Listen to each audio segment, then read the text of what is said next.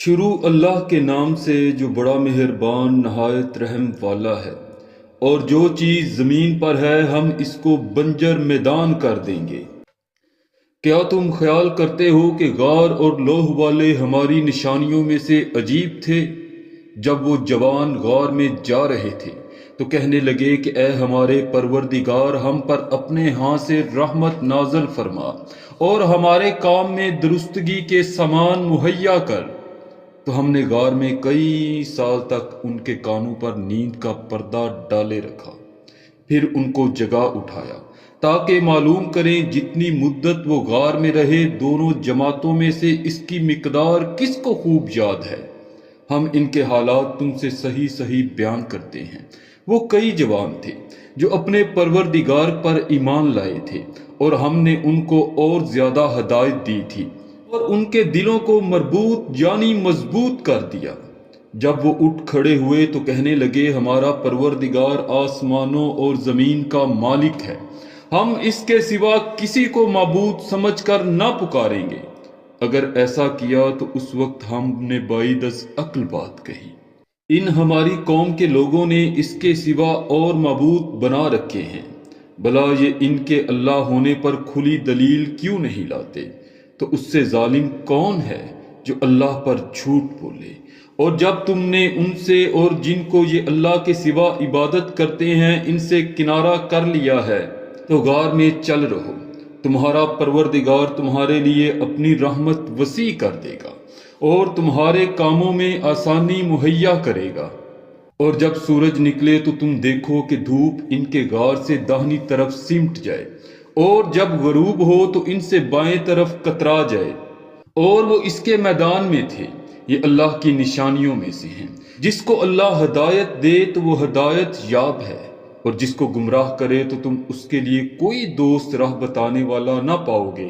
اور تم ان کو خیال کرو کہ جاگ رہے ہیں حالانکہ وہ سوتے ہیں، اور ہم ان کو دائیں اور بائیں کروٹ بدلاتے تھے، اور ان کا کتا چوکٹ پر دونوں ہاتھ پھیلائے ہوئے تھا۔ اگر تم ان کو جھانک کر دیکھتے تو پیٹھ پھیر کر بھاگ جاتے اور ان سے دہشت میں آ جاتے۔ اور اسی طرح ہم نے ان کو اٹھایا تاکہ آپس میں ایک دوسرے سے دریافت کریں۔ ایک کہنے والے نے کہا کہ تم یہاں کتنی مدت رہے؟ تو انہوں نے کہا کہ ایک دن یا اس سے بھی کم۔ انہوں نے کہا کہ جتنی مدت تم رہے ہو تمہارا پروردگار اس کو خوب جانتا ہے۔ تو اپنے میں سے کسی کو یہ روپیہ دے کر شہر بھیجو، وہ دیکھے کہ نفیس کھانا کون سا ہے، تو اس میں سے کھانا لے آئے اور آہستہ آہستہ آئے جائے، اور تمہارا حال کسی کو نہ بتائے۔ اگر وہ تم پر دسترس پا لیں گے تو وہ تمہیں سنگسار کر دیں گے یا پھر اپنے مذہب میں داخل کر لیں گے، اور اس وقت تم کبھی فلاح نہیں پاؤ گے۔ اور اسی طرح ہم نے ان لوگوں کو ان کے حال سے خبردار کر دیا تاکہ وہ جانے کہ اللہ کا وعدہ سچا ہے، اور یہ کہ قیامت جس کا وعدہ کیا جاتا ہے اس میں کچھ شک نہیں۔ اس وقت لوگ ان کے بارے میں باہم جھگڑنے لگے اور کہنے لگے کہ ان کے غار پر عمارت بنا دو۔ ان کا پروردگار ان کے حال سے خوب واقف ہے۔ جو لوگ اس معاملے میں غلبہ رکھتے تھے وہ کہنے لگے کہ ہم ان کے غار پر مسجد بنائیں گے۔ بعض لوگ اٹکل کہیں گے کہ وہ 3 تھے اور چوتھا ان کا کتا تھا، بعض کہیں گے کہ وہ 5 تھے اور چھٹا ان کا کتا تھا، اور بعض کہیں گے کہ وہ 7 تھے اور 8واں ان کا کتا تھا۔ کہہ دو کہ میرا پروردگار ہی ان کے شمار سے خوب واقف ہے۔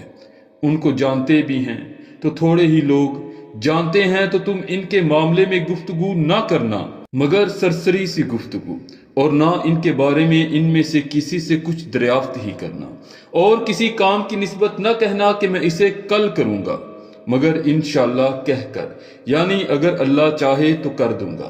اور جب اللہ کا نام لینا بھول جاؤ تو یاد آنے پر لے لو، اور کہہ دو کہ امید ہے کہ میرا پروردگار مجھے اس سے بھی زیادہ ہدایت کی باتیں بتائے۔ اور اصحاب کہف اپنے غار میں 9 اوپر 300 سال رہے۔ کہہ دو کہ جتنی مدت وہ رہے اسے اللہ خوب جانتا ہے، اور اسی کو آسمانوں اور زمین کی پوشیدہ باتیں معلوم ہیں۔ وہ کیا خوب دیکھنے والا اور کیا خوب سننے والا ہے، اس کے سوا ان کا کوئی کارساز نہیں، اور نہ وہ اپنے حکم میں کسی کو شریک کرتا ہے۔